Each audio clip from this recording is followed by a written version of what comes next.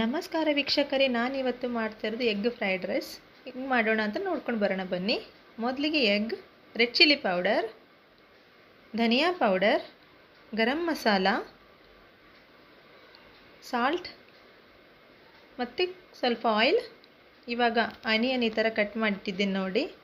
ಇದಕ್ಕೆ ಇವಾಗ beans, cabbage,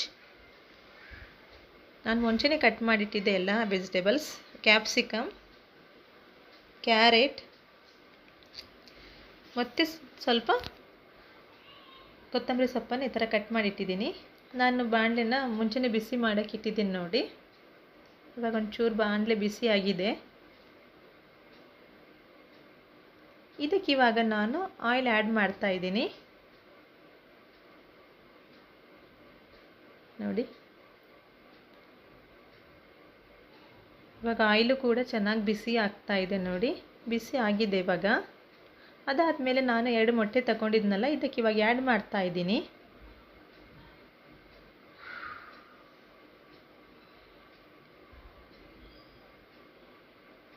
ನೋಡಿ.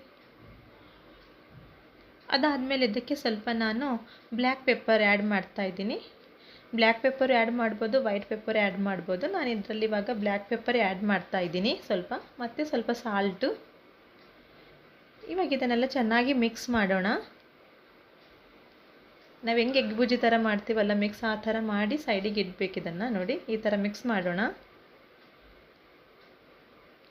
ಈ ಥರನ ಕೈ ಬಿಡೋಂಗೆ ಮಿಕ್ಸ್ ಮಾಡಬೇಕು. ಈ ಥರ ಆಯಿತು ನೋಡಿ. ಇವಾಗ ಇದನ್ನೆಲ್ಲ ಒಂದು ಸೈಡಿಗೆ ಇದು ಮಾಡ್ತಾಯಿದ್ದೀನಿ, ಎತ್ತಿಡ್ತಾಯಿದ್ದೀನಿ ನೋಡಿ ಆ ಕಡೆ. ನಾನು ಇದೇ ಪಾತ್ರೆಯಲ್ಲಿ ಇವಾಗ ಸ್ವಲ್ಪ ಆಯಿಲ್ ಆ್ಯಡ್ ಮಾಡ್ತಾಯಿದ್ದೀನಿ ನೋಡಿ.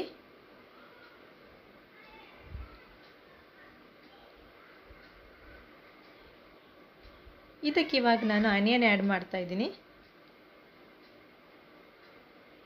ಕ್ಯಾರೆಟ್, ಕ್ಯಾಬೇಜ್, ಕ್ಯಾಪ್ಸಿಕಮ್ ಮತ್ತು ಇವಾಗ ಬೀನ್ಸ್ ಕೂಡ ಆ್ಯಡ್ ಮಾಡ್ತೀನಿ.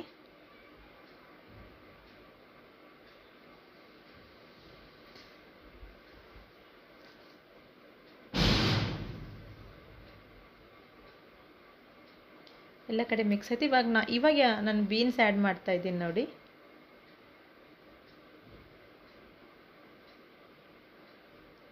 ಎಲ್ಲ ಥರದ ವೆಜಿಟೇಬಲ್ಸ್ ಇದೆ ಫ್ರೆಂಡ್ಸ್ ಇದರಲ್ಲಿ ನೋಡಿ. ಈ ಥರ ಕೈ ಬಿಡಂಗೆ ನಾವು ಇದನ್ನು ಚೆನ್ನಾಗಿ ಕೈ ಆಡಿಸ್ತಾ ಇರಬೇಕು.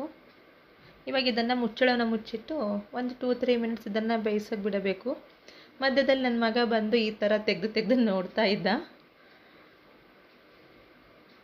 ಎಷ್ಟೊತ್ತಮ್ಮ ರೆಡಿ ಆಗ್ತಾ ಇದೆಯಲ್ಲ ಅಂತ ಕೇಳ್ತಾ ಇದ್ದ ಅವನು ನೋಡಿ.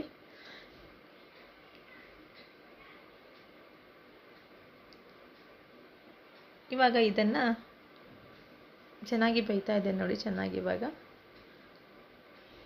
ಇದನ್ನು ಇವಾಗ ಲಿಡನ್ನು ಓಪನ್ ಮಾಡೋಣ. ಮತ್ತೊಂದು ಸರ್ತಿ ಇದನ್ನೆಲ್ಲ ಮಿಕ್ಸ್ ಮಾಡೋಣ. ಎಗ್ಗು ನೋಡಿ ಎಲ್ಲ ಕಡೆ ಇವಾಗ ಮಿಕ್ಸ್ ಆಗ್ತಾ ಇದೆ ಚೆನ್ನಾಗಿ. ನಾನು ಇದಕ್ಕೆ ಇವಾಗ ನೋಡಿ ಧನಿಯಾ ಪೌಡರ್ ಸ್ವಲ್ಪ ಕೊತ್ತಂಬರಿ ಸೊಪ್ಪು ಮತ್ತೆ ಹಾಕಿ ಮತ್ತೆ ಇದನ್ನು ಚೆನ್ನಾಗಿ ಮಿಕ್ಸ್ ಮಾಡ್ತಾ ಇದ್ದೀನಿ ನೋಡಿ. ಇದಕ್ಕೆ ಇವಾಗ ಸ್ವಲ್ಪ ಧನಿಯಾ ಪೌಡರ್, ರೆಡ್ ಚಿಲ್ಲಿ ಪೌಡರ್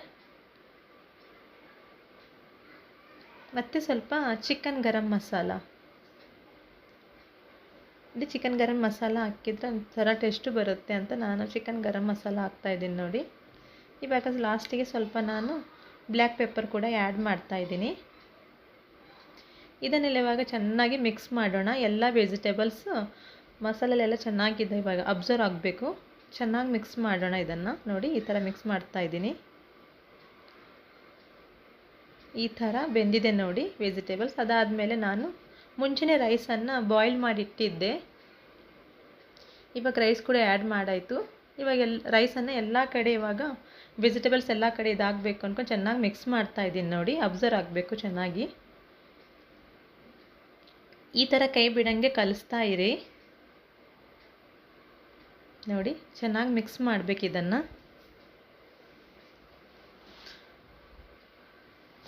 ನಾನು ಇದರಲ್ಲಿ ಯಾವುದೇ ವಿನೆಗರ್ ಆಗಲಿ ಸೋಯಾ ಸಾಸ್ ಯಾವುದು ಕೂಡ ಇದರಲ್ಲಿ ನಾನು ಆ್ಯಡ್ ಮಾಡಲಿಲ್ಲ. ನಿಮ್ಮ ಮುಂದೆನೇ ಸಿಂಪಲ್ಲಾಗಿ ಮಾಡ್ತಾಯಿದ್ದೀನಿ ನೋಡಿ. ನಾನು ಯಾವುದೇ ಈ ಥರ ಆ್ಯಡ್ ಮಾಡಲಿಲ್ಲ ನೋಡಿ.